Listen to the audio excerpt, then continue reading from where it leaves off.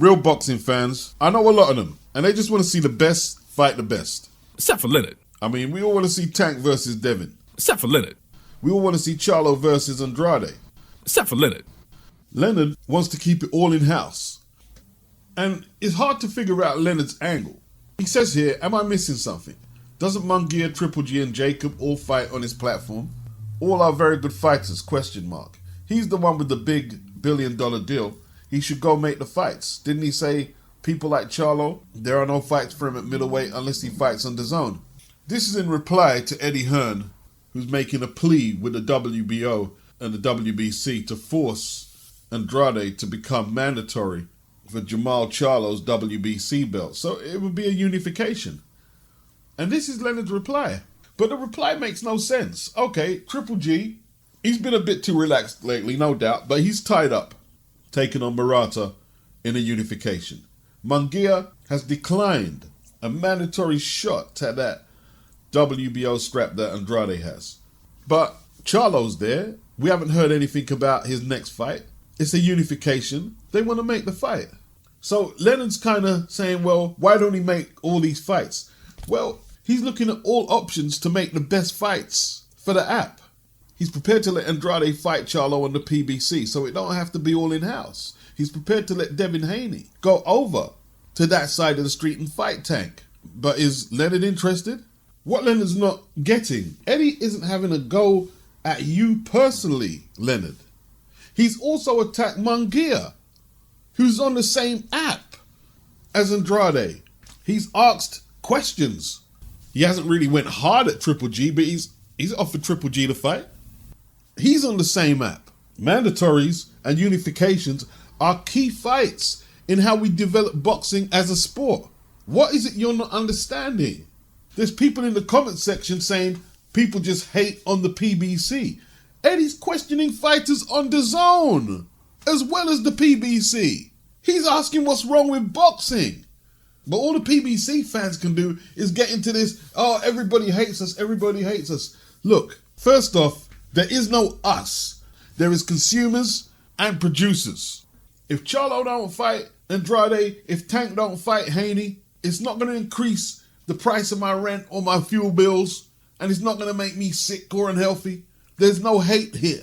There's frustration. If they didn't have some of the sanctioning body straps, then fair enough. Eddie's got no business calling them out. But you can only go so far in developing boxing as a product if you can't have unifications, if you can't have fighters taking their mandatories, if you can't have cross-promoted events.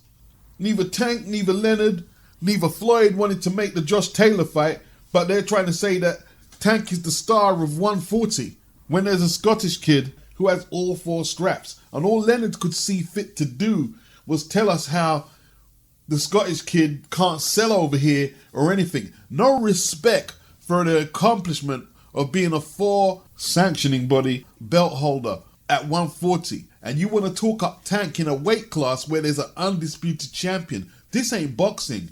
This ain't boxing. I don't know what it is. I wouldn't know how to define and describe it, but that ain't boxing right there. And Mayweather, he's not taking the bullets online. Leonard's taking all the bullets. Because Floyd isn't liked by many people anyway. But nevertheless, we're confronted by some of Leonard's fake narratives trying to hype up Tank. Listen to this one. Fighting a puncher like Isaac Cruz will always be a dangerous fight for anyone. The world has seen Floyd get caught with a couple of big shots in his career, and I consider Floyd's defensive skills TBE. This is boxing, and if you're taking risks, you're going to be touched. And somebody replies and says, fighting a puncher like Isaac Cruz, he has 1 TKO win in his last 5 fights. Leonard quits. Leonard don't care though. Leonard don't care. As long as he can talk, wear garish suits, and say Tank's name, that's all he cares about. He's going down the any publicity is good publicity route. But that can be a risky strategy as well. I was talking to somebody in the ends yesterday, singing Tank Davis's praises. Yeah, he's bad, isn't he? I said, no, he's not. He's not fighting anybody. Oh, yes, he is. Oh, yes, he is. The latest guy, Isaac Cruz, he's undefeated. He's undefeated without no recognizable wins on the record. And then he was trying to say, yeah, but Rolly Romero was going to be a good fight, wasn't it? And I say, no. Rolly fought this unknown Latin kid, is it Martinez, and got his head boxed off. And they had to rob the kid to keep Rolly's unbeaten record. And I said, you haven't done the research? And he said, yes, he has. And like, first off, he called Isaac Cruz Chavez, right? I said, his name ain't Chavez. You got that wrong. I had to explain to him that Teofimo Lopez is the unified champion. He's got 3 straps in that weight class that Tank is fighting in. I had to explain to him that Lomachenko is what? A 3-weight world champion. I had to explain to him that Lomachenko is a 2-time Olympian pound-for-pound fighter. Tank's been a pro for 8 years. He's never been a pound-for-pound fighter. Never. I had to explain to him that the belt that Tank won in his last fight at 140, I said there's an undisputed champion, a Scottish guy who's got all 4 straps. And he didn't understand that Tank's belt is a lower tier belt to Josh Taylor's belt. And I'm explaining it to him, but he's not getting through. Because all he's focused on is Tank, Tank, Tank, and the promotion and the hype behind Tank.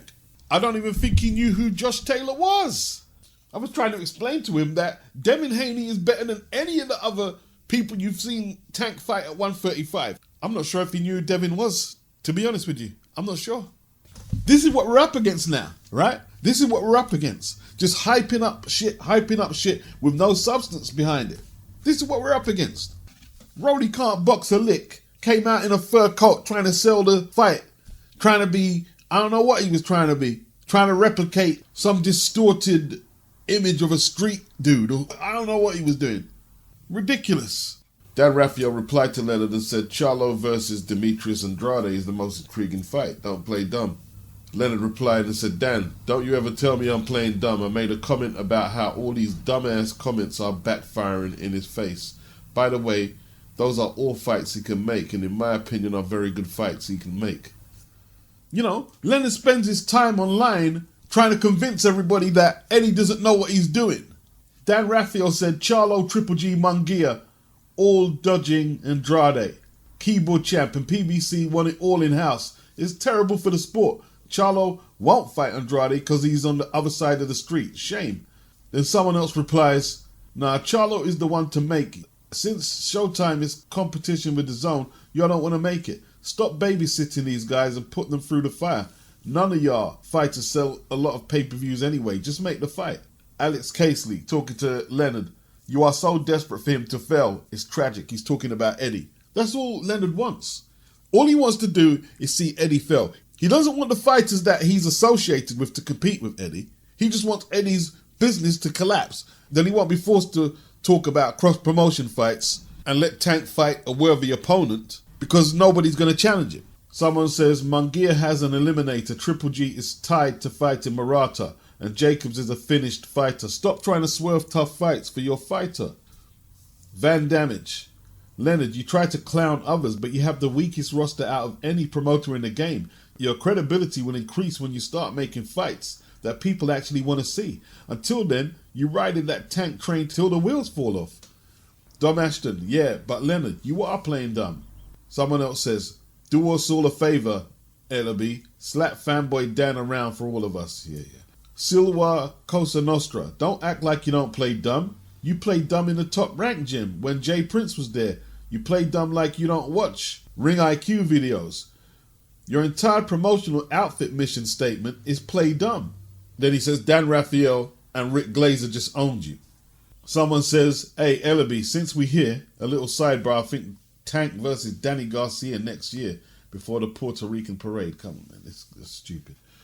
This guy here, look what he says. Some are just anti-PBC for nothing. We're anti-PBC for nothing. Because we want to see people take their mandatories and unify straps. We're hating. Kieran, he says, the worrying thing is I don't think Leonard actually is playing dumb. He's being deadly serious. Angelo says, Charlo Andrade, do it. Someone named Zach says, well said. Is he supporting Leonard? Giants, he says, this all sounds like duck talk. Tell your man Al to make the fight and get him off the PBC's protection services. Yeah. Man, it's only intriguing for them. I hate to say it, bro, but boxing has a Negro league where people like Dan Raphael and Chris Mannix want these fighters to fight each other rather than a Triple G Munguia or Canelo, who are on the same network. Canelo's a free agent, actually. He's a free agent. And Eddie has been calling for Triple G and Munguia to fight Andrade. Yeah? He's calling for everybody. Eddie doesn't promote Munguia. I don't know if he's got anything to do with Triple G anymore, but he hasn't in his last few fights. You know what cracks me up is comments like that. They try and turn it into a race debate when the majority of the fighters that Al advises on the PBC are black. So it stands to reason that Eddie's going to be calling for black PBC fighters to take some of these cross-promotion fights, some of these unification fights, and get busy. It's not like Al has a lot of Mexicans on there. If there were Mexicans in there, Eddie would be calling out the Mexican fighters. What was he saying about Ryan Garcia when he didn't take his mandatory shot that he earned in an eliminator to face Devin Haney? Was he complimenting Ryan? No. It's not always a race debate, man. It's not always a race debate. Here's another comment. We want Charlo versus Andrade. Instead, we will see what the PBC says. Promotional company beef shouldn't get in the way of fights that fans want to see. Nick, he says, Leonard, do you have plans for Charlo at 168? If not, you're wasting his career by not offering fights to Triple G or Boo Boo. Someone in reply says, Leonard doesn't manage Charlo. Well, he doesn't manage Charlo, but it was him who mentioned Charlo, as to say he doesn't have to fight Andrade. Eddie can just make in-house fights. Leonard interjected Charlo into it. So he's part of the energy, even if he's not directly managing Charlo, that is blocking these fights. Don't you understand? Adam, he says, Eddie is doing just fine, just like you are. How about we push the boundaries of how great the sport of boxing can be and work together? Tank versus Taylor in the UK, Canelo in Africa, Akdamayev versus the winner of Showtime's unification. Boxing is potentially the greatest sport. Well said. Bayside boxing. Leonard ELLERBE doing all he can to protect Jamal Charlo is no use. The fans know what's up. Jamal cannot get the Canelo fight next. His only option is to unify. You would have thought. Another person says, okay, in that case, let's get Charlo versus Andrade next. No excuses. Most of the comments do not support what Leonard's saying. Most of the comments, I believe, are coming from Americans who are more on Eddie Hearn's side. What is Eddie saying what is wrong? Why is Eddie antagonizing so much people by asking for unifications and mandatories? And he's not just asking PBC, he's asking DAZN fighters. What are you doing? He's prepared to send DAZN Matchroom signed fighters to fight on the PBC if necessary, to fight on Top Rank if necessary. And you know, Leonard just seems to relish in the fact that Eddie can't get the fights made. Kind of like Bob Arum seemed to relish in the fact that Eddie didn't manage to get AJ and Fury. You know, oh, Eddie's desperate. Look at him, he's desperate. What is that exactly? Give me a promoter like Eddie who's going all out, putting up figures, putting up contracts, putting up whatever he can, trying to make it happen. And when he gets knocked back, they all seem to sneer. Yeah, look at that, Eddie, you couldn't do it, you couldn't do it. Is that why Bob Arum couldn't promote Terence Crawford? Well, look, I'm not really happy with what Tank Davis is producing or what TMT is producing. And I'm not happy with the job that Bob is doing with Tyson Fury. If Tyson came out and said, look, I'm fighting Dillian next, what would the WBC do? What could they do? But no, they're looking to swerve Dillian, franchise champions, give him an 80-20 split because of the purse differentials they've had in their last few fights. Anything but commit to giving us the Dillian fight. Give me Eddie Hearn. Give me a promoter like Eddie Hearn before any of these guys. I mean, look at the stupid shit Leonard says. Oh, I thought Eddie said that Charlo can't get any big fights unless he fights on DAZN. Well, Charlo's biggest fights would be unifications at 160. He would need to either work with DAZN or Andrade or Triple G go over to the PBC for that to happen. Kind of like Canelo went over there to get that strap from Caleb. Leonard wants to make you believe that, oh, you're just jealous. Everybody's looking at us because what we're doing here is so great and you're just jealous. You're trying to knock us. No, the sport has always operated on the premise of cross-promotional fights to get unifications, to get the best fighting the best. It's not that you're special, Leonard. No, I'm not really interested in fighting Joe Joyce. I always said I'm only interested in 2 fights. Anthony Joshua, Alexander Usyk. Apart from that, not interested. What's going to happen in February then? Fights, not interested. So in February, if you don't get them fights, you won't be fighting? We'll find out in February, won't we? But today's only November, so a lot can happen in a few months. I mean, what's new? What's new with Tyson Fury? His latest statement contradicts his last statement. That's just how he talks. Didn't he say his biggest rival or domestic rival was Joe Joyce, not Anthony Joshua? Now he's saying Anthony Joshua or Usyk or nobody. And Dillian, well, he's not interested in that one bit. So no interest in Joe Joyce, and that was supposed to be the voluntary while the arbitration with Dillian plays out. No interest in Dillian is mandatory. Is he waiting for the WBC to announce him as some franchise whatever? Then he'll be able to fight anyone he likes. You know, if we're lucky, we might get the Tom Schwartz rematch. But I actually think he wants to fight Wilder for a 4th time. Why do they keep mentioning Usyk when Usyk is engaged otherwise to fight Anthony Joshua? Do they know something that Joshua and Hearn doesn't know? So Kubrat Pulev is fighting in some hybrid fight on Triller sometime soon. But it looks like Joe Joyce's team has started talks with Pulev for 2022. But, you know, Pulev's promoter, he's saying that Pulev is not a stepping stone for no one. So they're going to pick and choose their battles and get him back to where he feels great. It's all about how Pulev wants to enter the ring and how long he wants to keep going for. Well, Pulev made $3 million for the Joshua fight.